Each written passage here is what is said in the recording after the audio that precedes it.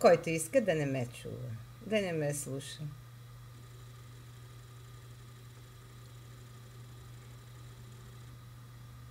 Що за капризи имате? Моите песни, така съм пяла, иначе съм пяла, моите песни не можете да слушате, това било така, това било така.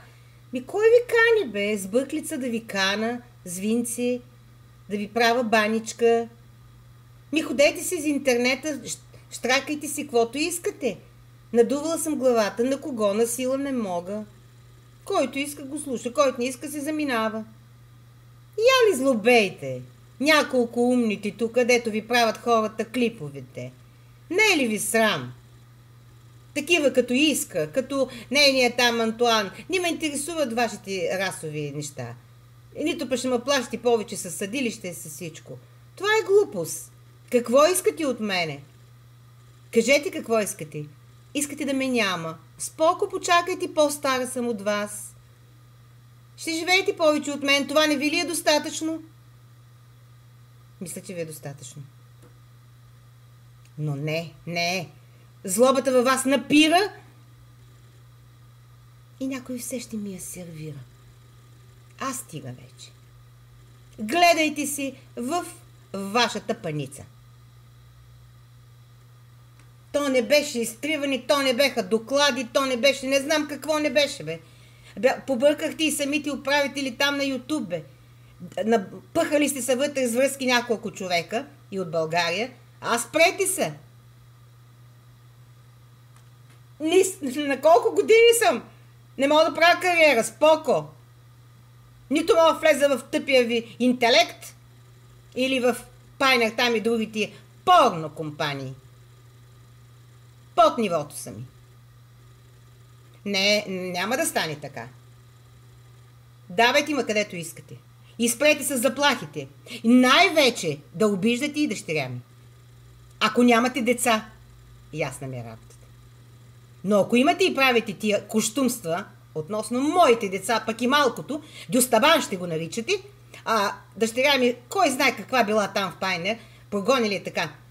Какво да прави в това порно там, бе? Какво да прави? Да се съблича като Галенка и другите ли? Ма вие ли сте добре, бе? Много ми моля. И Ютуб да ме чуят най-сетни, да спрат да ме трият. Кой штракне там, кой циганин българин мини натисни копчето и се оплаче от мене. То профил не бил на Анита, па бил на Иванка, па не бил на Стоянка. И аз се вижте вие по колко профила имате, бе. Погледнете се, бе. Не е ви срам. Просто съм отвратена. Отвратена съм. Не ви интересува. Като не ви интересува, къде ми са ровите? Не ви интересува дали съм отвратена, дали не съм, какво правя, що правя. Тогава, викаш, пупайте си. Самочувствие съм имала. Вие какво искате да лаза като червей, като гнида? На какво? На петте си висши образование, на таланта си, на дарбите си, това да мога. А какво не ходят до интелектите да ми правят клиповите? Айде, моля ви се. Изприбихте се, завиждате си помежду си, изядохте се за някакви кошови книжки. Певачките пък се обиха да крадат гръцко, сръбско и така нататък. Интелект пече правят клипови. Какво правите, бе? Направете го така в домашна обстановка, без нищо. Без никакви техники. Да ви видя, хайде, де. Да видим тогава дали ще бъде 100% чисто пеене и свирене. Вие ще ме учите мен. Аз съм вокален педагог. Освен певица. Освен инструменталист. Последно заявявам, не ми закачайте децата. Там вече става дебело. Да, тълкувайте го както искате. И ако имате деца, мислете, че то се връща и на вашите. Това не е злоба. Това е отбрана.